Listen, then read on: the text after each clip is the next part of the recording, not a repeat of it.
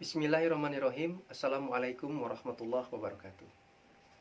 Hari ini saya akan memberikan penjelasan mengenai strategi pembelajaran pelatihan kepemimpinan pengawas dalam mata pelatihan kepemimpinan dalam melaksanakan pekerjaan.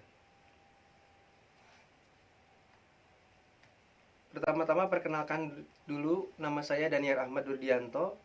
Saya Widyaswara Ahli Madya di Dinas Koperasi dan Usaha Kecil Provinsi Jawa Barat.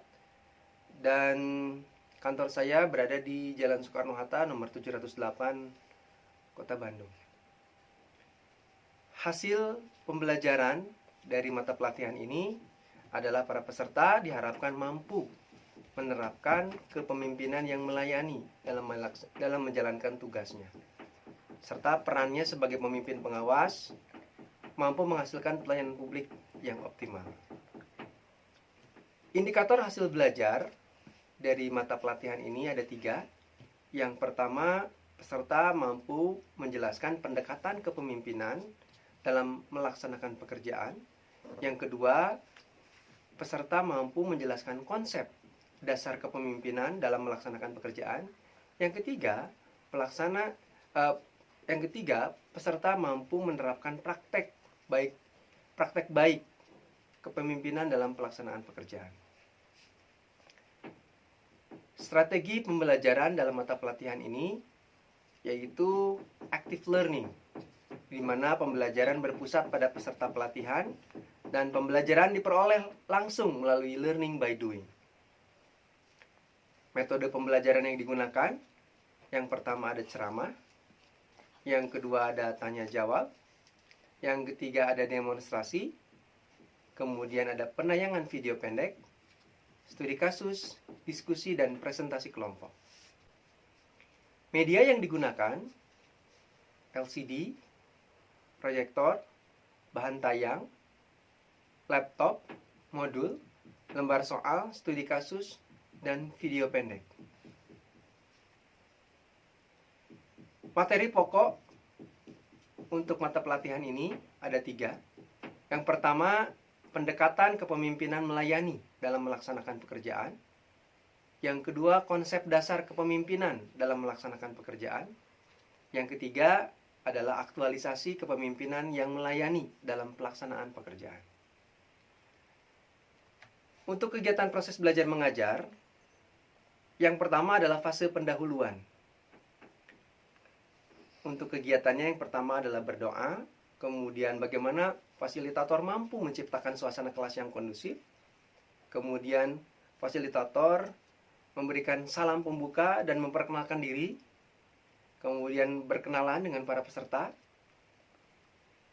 Berikutnya adalah menjelaskan konteks agenda kepemimpinan dalam melaksanakan pekerjaan, serta menjelaskan materi kepemimpinan dalam melaksanakan pekerjaan. Kegiatan berikutnya menyampaikan tujuan pembelajaran dan struktur pembelajaran. Dan untuk pembukaan ini akan kita tutup dengan melakukan apersepsi tentang materi kepemimpinan dengan pertanyaan. Untuk metode dalam pendahuluan, yang pertama adalah ceramah interaktif, yang kedua ada tanya jawab, dan yang ketiga ada storytelling. Alat bantunya laptop, LCD, dan proyektor, dan alokasi yang digunakan selama 30 menit. Untuk proses pembelajaran yang kedua, kita masuk pada penyajian, yaitu dengan menggunakan materi pendekatan kepemimpinan dalam melaksanakan pekerjaan. Kegiatannya yang pertama menayangkan video pendek tentang kepemimpinan, yang kedua menjelaskan konsep kepemimpinan dalam melaksanakan pekerjaan, yang ketiga memberikan tugas secara individu untuk membuat resume dan memberikan contoh dalam gaya kepemimpinan revolusi industri 4.0. Yang keempat, menjelaskan gaya kepemimpinan dalam melaksanakan pekerjaan melalui kasus-kasus yang ada. Metode yang digunakan yang pertama adalah ceramah interaktif, kemudian ada tanya jawab, ada penayangan video pendek, dan yang terakhir adalah lembar tugas individu dalam membuat resume. Alat bantunya laptop, proyektor, dan LCD, serta waktu yang dialokasikannya sebanyak 105 menit.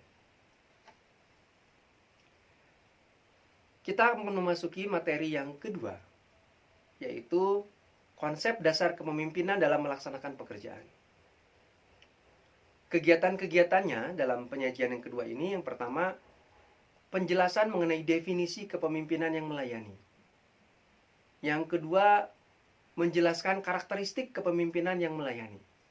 Yang ketiga, penjelasan mengenai dimensi kepemimpinan yang melayani. Yang keempat, ada tentang penjelasan ciri-ciri kepemimpinan yang melayani.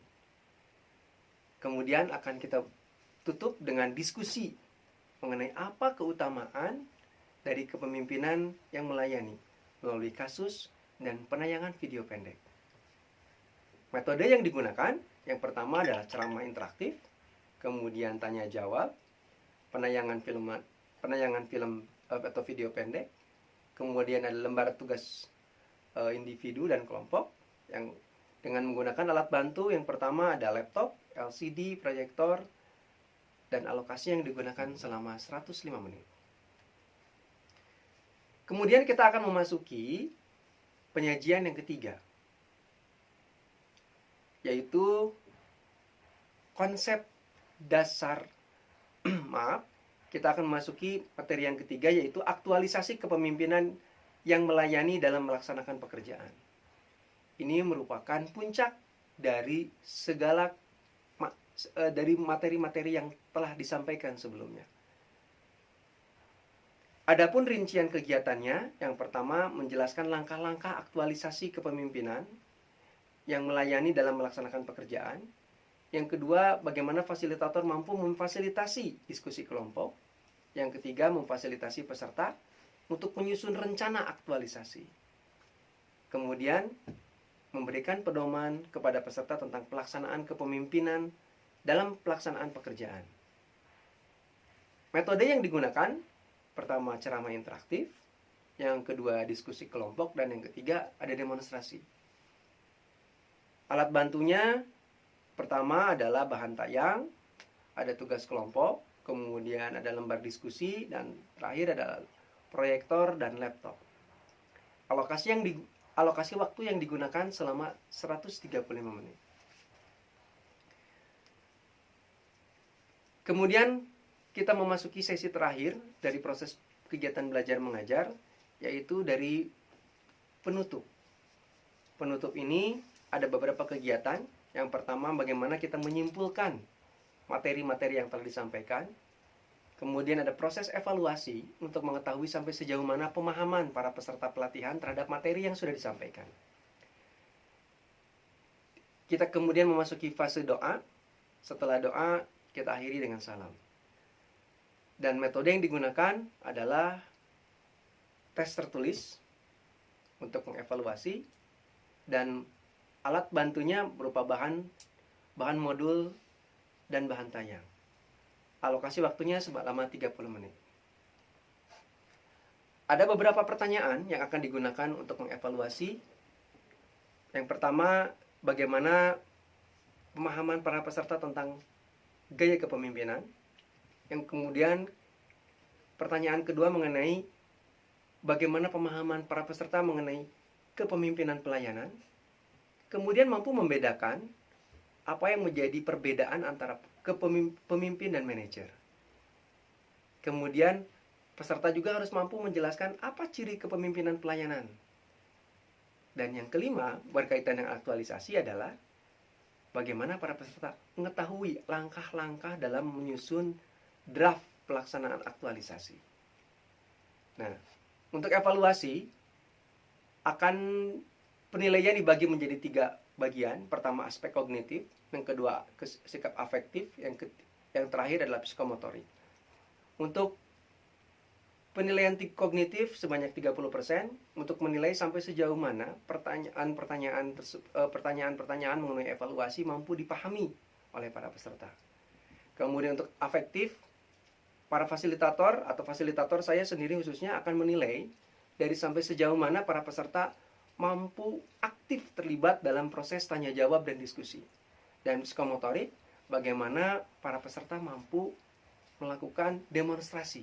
Dan masing-masing memiliki bobot 30%. Dan untuk 10% terakhir, untuk dilihat sampai sejauh mana para peserta hadir tepat waktu dan juga mampu menyelesaikan tugas-tugasnya tepat waktu. Demikian strategi pembelajaran mengenai mata pelatihan kepemimpinan dalam melaksanakan pekerjaan. Terima kasih atas perhatiannya. Billahi taufik wal hidayah. Wassalamualaikum warahmatullahi wabarakatuh.